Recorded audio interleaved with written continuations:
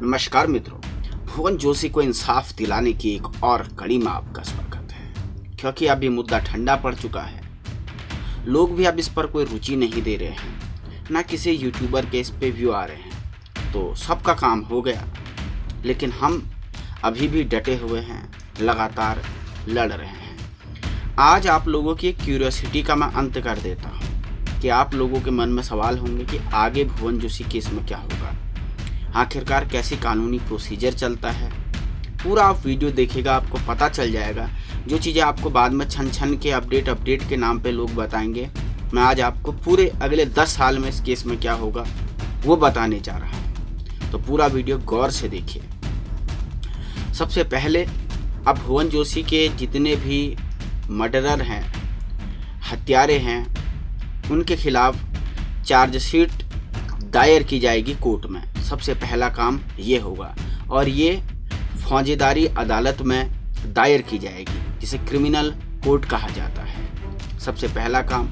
इसी बीच संभावना है कि जो अपराधी पक्ष के लोग हैं वो अपनी जमानत की याचिका दायर कर सकते हैं। इस आधार पर कर सकते हैं कि इस केस में आप कोई भी गवाह को प्रभावित करने की क्षमताएं उनमें नहीं है, क्योंकि सारे सबूत पहले ही आ चुके हैं। और दूसरी सबसे बड़ी बात, वो ये भी दिखा सकते हैं कि हमारा कोई क्रिमिनल बैकग्राउंड नहीं है, तो इस आधार पर हमें जमानत दे दिया जाए।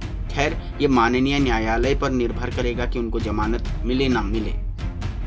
जमानत मिली तो जब तक वो केस चलता रहेगा या उन्हें सज़ा नहीं हो जाती या वो लोग बाइज्जत बरी नहीं हो जाते, उस स्थिति तक वो लोग बाहर रह सकेंगे।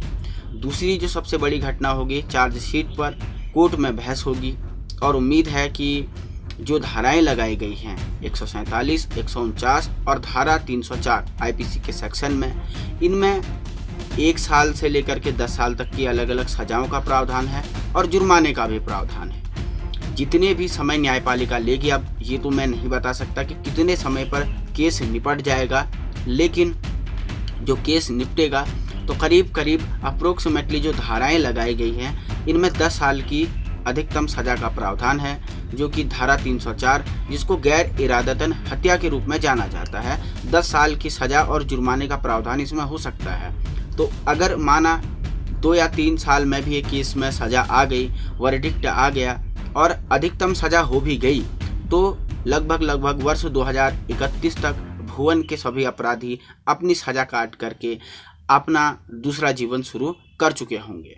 और ये भी तब होगा जब अदालत उनको अधिकतम सजा यानी 10 साल से दंडित करे। ये माननीय न्यायालय के विवेकाधिकार पर निर्भर है कि कितने समय की सजा वो उन अपराधियों को दे। और उनमें भी सभी अपराधियों पे 304 नहीं लगा है, कुछ अपराधियों पे 147 और 149 लगा है, जिसमें बमुश्किल 2 या 3 साल की सजा होगी। यानी इस केस के कई अपराधी तो 2 या 3 साल के अंदर ही बाहर आ जाएंगे।